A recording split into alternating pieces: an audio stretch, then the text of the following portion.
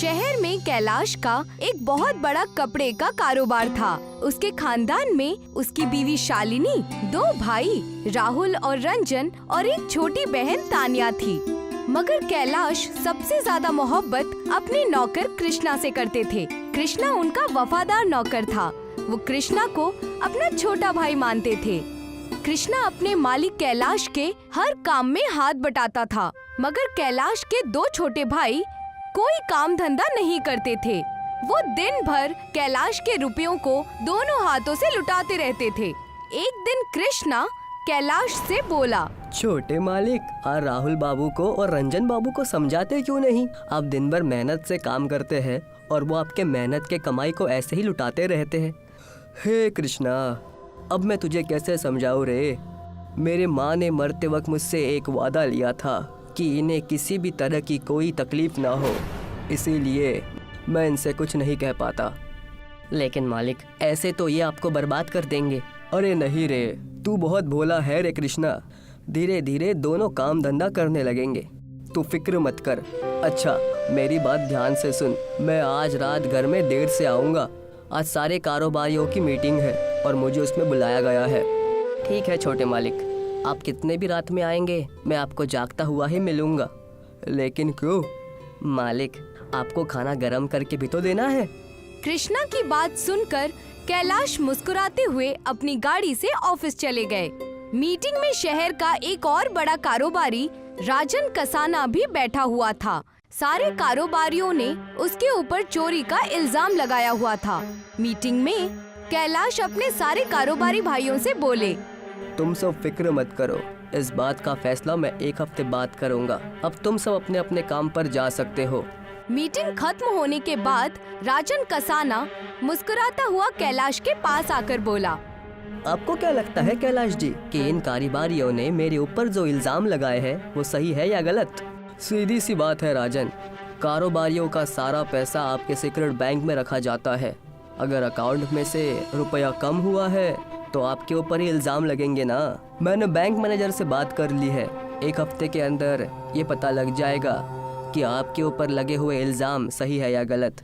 देखिए कैलाश जी, मैं आपसे झूठ नहीं बोलूँगा। ये सच है कि मैंने कारोबारियों के 100 करोड़ रुपए चुराए हैं। अगर आप उन कारोबारियों के सामने मुझे बेगुनाह साबित करेंगे तो मैं उनमें से 50 करोड़ रुपए आपको देने के लिए तैयार हूँ। राजन की बात सुनकर कैलाश बुरी तरह से नाराज हो गए।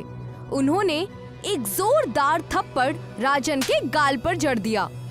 तुम्हें शर्म आनी चाहिए राजन, अब तो मैं तुम्हें जेल में भिजवा कर ही रहूंगा। इतना कहकर कैलाश वहाँ से चले गए। राजन कसाना गुस्से से दांत पीसता हुआ बोला, तुझे मैं इस लायक ही नहीं छोड़ूंगा कि तू मुझे जेल तक पहुंचाए। राजन कसाना एक मुजरिम किस्म का आदमी था। उसने अपने सभी गुंडों को बुलाकर कहा, आज रात तुम लोग कैलाश के फैक्ट्री में आग लगा दो। मुझे खबर मिली है कि कुछ दिन पहले कैलाश ने 1 करोड़ रुपए का माल अपने फैक्ट्री में रखा हुआ है।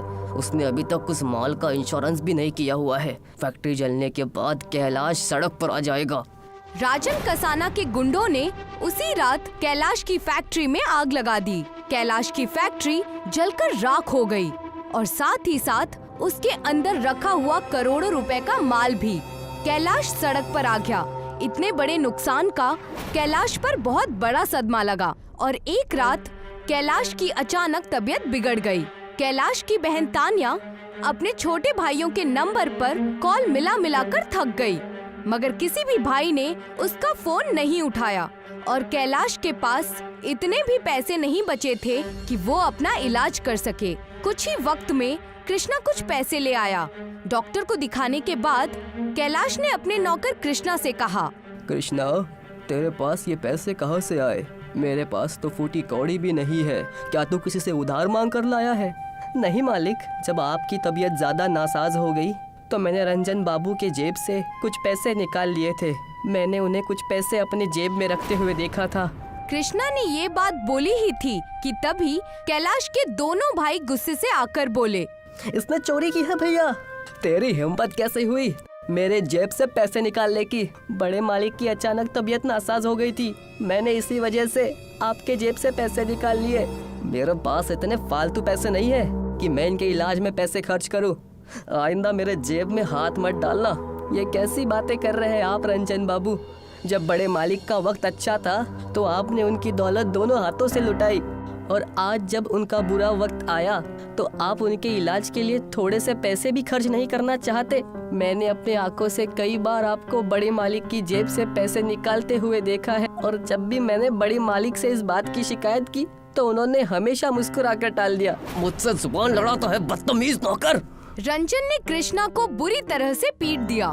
बड़े मालिक, ये मुझे मार रहे हैं, आप इनसे कुछ क्यों नहीं कहते? तुमने चोरी की है कृष्णा, इसी वक्त मेरे घर से निकल जाओ। ये क्या बोल रहे हैं आप बड़े मालिक? आप मेरे ऊपर शक कर रहे हैं?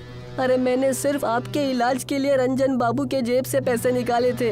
हाँ, लेकिन तेरी हिम्मत कैसे हुई चोरी करने की? थोड़ा सा नासाजी हो गया था, मरा तो नहीं जा रहा था। इसी वक्त मेरे घर से निकल जा। कैलाश ने कृष्णा को धक्के देकर घर से बाहर निकाल दिया। कृष्णा आंखों में आंसू लिए चीखते हुए बोला, हाँ जा रहा हूँ, और कभी भी इस घर में दोबारा कदम नहीं रखूंगा मालिक। बड़ी मालिक, रंजन बाबू ने जब मुझे थप्पड़ मारा तो मुझे इतना बुरा नहीं लगा जितना आपके इस धक्का देने से बुरा लग रहा है। आज मुझे ये दुनिया समझ में आ गई है। बड़े मालिक का नौकर चाहे कितना भी बड़ा क्यों ना हो जाए, उसका सर बड़े मालिक के जूतों से हमेशा नीचे ही दबा रहता है। इतना बोलकर कृष्णा कैलाश के घर से बाहर निकल गया और गुस्से से एक फुटपाथ पर जाकर रोने लगा कि तभी एक आदमी दौड़ता हुआ उसके नजदीक आकर गिर गया। वो आदमी बुरी तरह से हाँफ रहा था और उसके जिस्म से खून बह रहा था। ये तुम्हें क्या हुआ? तुम्हें तो गोली लगी है। वो आदमी एक छोटी सी शीशी और एक बड़ी सी फाइल कृष्णा को पकड़ाते हुए बोला, मैं एक साइंटिस्ट हूँ, मेरे पीछे कुछ लोग लगे हुए हैं। तुम मुझे यहाँ के मालूम नहीं पड़ते, तुम कस्बे के मालूम होते हो। लेकिन ये है क्या?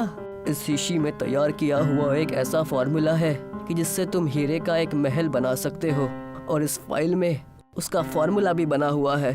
तभी कुछ लोग हाथ में बंदूक पकड़े हुए कृष्णा की ओर दौड़ते हुए आने लगे। कृष्णा वहाँ से भाग गया और सीधा अपने गांव पहुँच गया। कृष्णा की थोड़ी बहुत खेती पड़ी हुई थी। कृष्णा अपने खेतों में कटहल की सब्जी बोने लगा और उसने उस आदमी के बताए अनुसार उस शीशी में केमिकल का इस्तेमाल कटहल की फसल पर किया तो उसके सामने एक चमत्कार हो गया। दरख्त पर हीरे के कटहल उगाए। ये देखकर कृष्णा खुशी से पागल हो गया। उसी वक्त उसकी माँ भी वहाँ पर मौजूद थी। माँ देखना, अब मैं कुछ ही दिनों में अमीर हो जाऊंगा। अमीर होने के बाद मैं सबसे पहले अपने बड़े मालिक को जवाब दूंगा, क्योंकि उन्होंने भी मुझे चोर कहा था, जबकि मैंने उनके लिए ही चोरी की थी। कृष्णा की बात पर माँ मुस्कुराते हुए बोली, मैं कैलाश को बहुत वक्त से जानती हूँ बेटा। जब तू बहुत छोटा था तब वो तुझे बड़े मोहब्बत से यहाँ से ले गया था। उस बेचारे ने तुझे इस वजह से घर से निकाल दिया कि वो गरीब हो गया था। उसे बिल्कुल भी पसंद नहीं आया था कि उसके छोटे भाई ने उसके सामने तुझे हाथ लगाया, इसीलिए उसने तुझे अपने पैरों पर खड़ा होने के लिए घर से बाहर निकाल दिया। अपनी माँ की बात सुनकर कृष्णा गहरी सोच में पड़ गया। अब समझ में आया माँ कि जाते हुए बड़े मालिक रो क्यों रहे थे। तो फिक्र मत कर, मैं सब कुछ ठीक कर दूंगा। कृष्णा ने सारे हीरे के कटहल बेच दिए और बहुत रईस हो गया। लेकिन जब वो कैलाश के घर पर गया तो उसे पता चला कि कैलाश की बीवी मर चुकी है और कैलाश के भाइयों ने उसे धक्के देकर घर से बाहर निकाल दिया है। कैलाश का घर भी बिक चुका है। कृष्णा ने पूरे शहर में कैलाश और तानिया की तलाश शुरू कर दी। तलाश करते करते वो कैलाश की फैक्ट्री गया। फैक्ट्री का एक पुराना मजदूर कृष्णा से बोला, कैलाश जी के साथ तो बहुत बुरा हुआ है कृष्णा, तुमने आने में थोड़ी शायद देर कर दी। मुझे कैसे भी करके बस एक बार बड़े मालिक का पता मिल जाए। जानते हो कृष्णा, मैंने अपनी जिंदगी में कैलाश जी जैसा दिलदार इंसान नहीं देखा। सच तो ये है कृष्णा कि कैलाश की फैक्ट्री में आग लगी ही नहीं थी, बल्कि लगाई गई थी। ये क्या बोल रहे हैं आप? मैं बिल्कुल सच कह रहा हूँ कृष्णा, वो किसी और ने नहीं बल्कि राजन कसाना ने लगाई थी। बस एक चीज मेरे जहन में नहीं आती कि आखिर वो फैक्ट्री में आग लगाने में वो कामयाब कैसे हो गया। मैं कुछ समझा नहीं। क्योंकि कैलाश जी ने अपने फैक्ट्री में कुछ ऐसे गैजेट लगवा रखे थे कि अगर फैक्ट्री में कोई स्मोकिंग भी करता तो खतरे के सायरन बज उठते, मगर उस रात नहीं बजे। ऊपर वाला उस राजन कसाना को कभी माफ नहीं करेगा। इतना कहकर वो मजदूर वहाँ से चला गया, मगर कृष्णा ने अपनी तलाश जारी रखी। एक दिन कृष्णा अपनी कार में कैलाश को ढूंढता फिर रहा था। तभी उसकी नजर रंजन और राहुल पर गई, जो कि कैलाश के सबसे बड़े दुश्मन राजन कसाना के साथ बैठे हुए थे। कृष्णा उनकी कार का पीछा करते करते उनके ऑफिस तक पहुंच गया और चुपके से उनकी बातें सुनने लगा। रंजन और राहुल राजन कसाना से बातें कर रहे थे। मान गए आपको राजन कसाना जी, आपने भैया की फैक्ट्री में आग लगवा दी और भैया को भनक भी नहीं लगी कि वो आग आपने लगवाई है। कैलाश को तो ये भी नहीं मालूम है कि उनकी फैक्ट्री में आग लगाने में मदद करने वाले उनके ही दोनों भाई हैं। 50 करोड़ की रकम के लिए तो कोई सगा भाई भी अपने भाई को मार सकता है, और फिर तो कैलाश हम दोनों का सौतेला भाई था। तभी कृष्णा उन तीनों के सामने आकर खड़ा हो गया। वो तीनों कृष्णा को देखकर बुरी तरह से घबरा गए। कृष्णा, तूने ये महंगे कपड़े कैसे पहन लिए हैं? क्या कहीं से चुरा कर ले आया है? चुरा कर नहीं राजन बाबू, बल्कि अपने मेहनत से कमाया है। और तुम दोनों क्या जानो मेहनत करना। तुमने तो सिर्फ अपने बड़े भाई की दौलत को दोनों हाथों से उड़ाया है, लेकिन तुम दोनों इतना नीचे गिर जाओगे ये मैंने सपने में भी नहीं सोचा था। अरे कोई सगा भाई भी अपने भाइयों के लिए इतना नहीं करता जितना बड़े मालिक ने तुम दोनों सौतेले भाइयों के लिए किया। हाँ तो तू हमारा क्या बिगाड़ लेगा? फिलहाल मुझे सीधी तरीके से ये बता दो कि बड़े मालिक कहाँ है। हमें नहीं पता वो कहाँ है। अगर ढूंढना ही है तो जाकर उन्हें किसी मंदिर के बाहर ढूंढ। दोनों बहन भाई भीख मांग रहे होंगे। तुम दोनों कार में चाहकर भी कुछ नहीं कर सकता, क्योंकि बड़े मालिक तुम दोनों से बेहद प्यार करते थे। तुम्हें तुम्हारे किए की सजा ऊपर वाला देगा। लेकिन राजन कसाना, जिस दिन मुझे बड़े मालिक मिल गए ना, उसी दिन मैं तुझे तेरे किए की सजा दूंगा। इतना कहकर कृष्णा गुस्से से बाहर निकल गया। कृष्णा ने पागलों की तरह कैलाश की तलाश जारी रखी। कुछ महीनों बाद कृष्णा एक मंदिर में पहुंचा। उसने देखा कि कैलाश और उसकी छोटी बहन तान्या मंदिर के बाहर बैठे हुए थे। ये देखकर कृष्णा की आंखों में आंसू आ गए। वो दौड़ता हुआ कैलाश के पास पहुंच गया। मैं आ गया मालिक, मुझे माफ कर देना। मैं आपके बर्ताव को समझ नहीं पाया, मैंने आपको गलत समझा। कृष्णा को रईस देखकर कैलाश की आंखों में खुशी के आंसू आ गए और तान्या के भी। तेरे जाने के बाद मेरी पत्नी भी मुझे छोड़ के चली गई कृष्णा, और मुझे कुछ दिन पहले पता चला कि मेरे फैक्ट्री में आग मेरे ही भाइयों ने लगाई थी, और ऊपर वाले ने उन्हें इस पाप की सजा भी दे दी। वो दोनों परसों एक रोड एक्सीडेंट में मारे गए। शायद आपको पूरी बात नहीं पता बड़े मालिक, इस खेल का असली खिलाड़ी राजन कसाना था। उसने ही रंजन बाबू और राहुल बाबू को भड़काया और उन दोनों को 50 करोड़ का लालच देकर आपके फैक्ट्री में आग लगवाई। असली मुजरिम राजन कसाना है। तभी अचानक कैलाश लड़खड़ाते हुए जमीन पर गिर गया। ये देखकर कृष्णा और तान्या बुरी तरह से घबरा गए। आप फिक्र मत कीजिए मालिक, मैं आपको अभी और इसी वक्त अस्पताल ले चलता हूँ। नहीं कृष्णा नहीं, तू बिल्कुल सही वक्त पर आया है। दरअसल मुझे कैंसर हो गया है, अब मैं नहीं बचूंगा। लेकिन मेरे जाने के बाद तू तान्या का ख्याल रखना, उससे शादी कर लेना और राजन कसाना को छोड़ना मत। इतना कहकर कैलाश ने दम तोड़ दिया।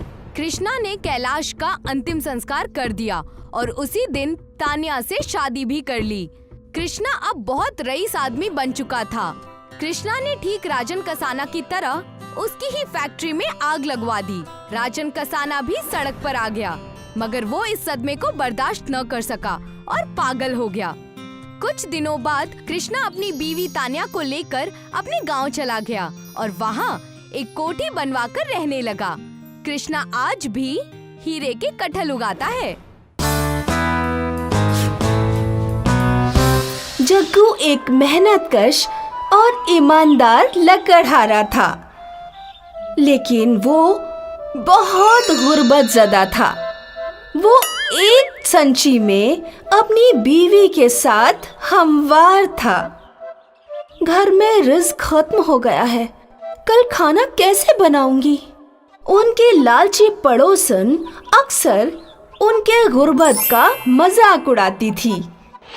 ये कैसा खुशवश खाना खा रहे हो? ये तो मेरी गाय भी हजम ना करे। पड़ोसन की तल्ख मिजाजी से उनका दिल मायूस हो जाता है। मैं जंगल से लकड़ियां काट कर लाता हूँ, उन्हें बाजार में फरोख्त करके अनाज खरीदने के पैसे आ जाएंगे। जग्गू जंगल की राह चला गया और एक एक करके लकड़ियां काटने लगा। वो एक बड़े दरख्त की टहनी को काटने के लिए कुल्हाड़ी चलाने लगा। तभी उसे एक सदा बुलंद हुई। मुझे मत ज़िबा करो, मेरी हिफाजत करो, मुझे महफूज रखो। ये किसकी सदा बुलंद हो रही है? कौन है यहाँ? मैं हूँ, तुम्हारे सामने खड़ा हुआ दरख्त। दरख्त को बोलता देख जग्गू बहुत हैरान हुआ। जग्गू दरख्त से गुफ्तगू करने लगा कि अगर मैं तुम्हें नहीं जिब करूंगा तो बाजार में क्या फरोख्त करूंगा? उसके पास रिज़्क खरीदने के भी पैसे नहीं हैं। मैं एक तिलिस्मी दरख्त हूँ, मैं तुम्हारी मुश्किलात हल करूंगा, तुम्हारी जो भी ख्वाहिश होगी उसे मुकम्मल करूंगा। दरख्त के इतनी गुफ्तगू करते वक्त जादू से वहाँ बहुत सारा अनाज, दाल, चावल मुहैया हो गया। ये देख जग्गू बेइंतहा खुश हुआ। शुक्रिया तिलिस्मी दरख्त, तुमने मेरी मुश्किलात हल कर दी। महीने भर का राशन देख गौरी भी खुशी से हमनवा हो गई। अब हमें फाकों से नहीं रहना पड़ेगा। उसी दरमियान हसदनुमा पड़ोसन दाखिल हुई और नजरों के सामने अनाज को देख, इतना सारा राशन इन गरीबों के पास। पड़ोसन ने गौरी को अपने फर्जंद के विलादत की दावतें सुखन दी। शाम को दावत में कोई खराब लिबास पहनकर मत आ जाना। गौरी के पास एक भी बेहतरीन लिबास नहीं था। वो दुखी होकर अश्क बहाने लगी।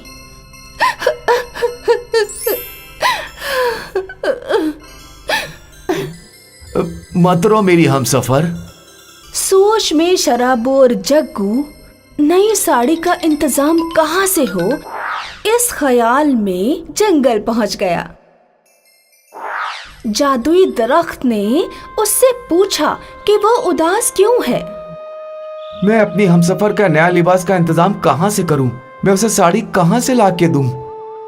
बस इतनी सी बात, तुम्हारी जो भी ख्वाहिश है वो पूरी होगी।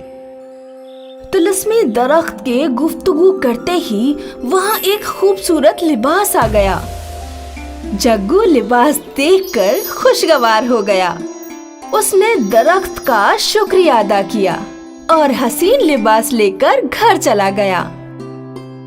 नया लिबास देखकर गौरी भी खुशगवार हो गई। वही लिबास पहनकर वो जग्गू के हमसफर पड़ोसी के यहाँ दावते सुखद में गई।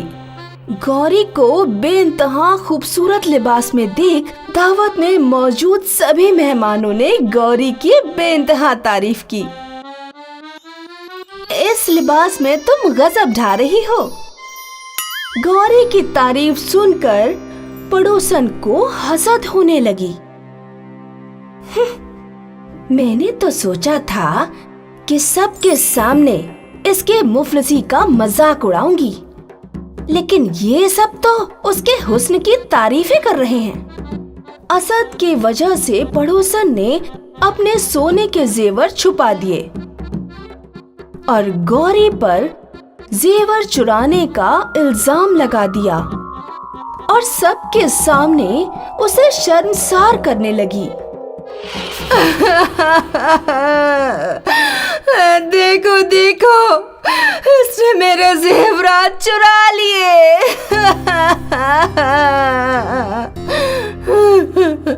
जग्गू को भी गौरी की बेइज्जती से बहुत तकलीफ हुई।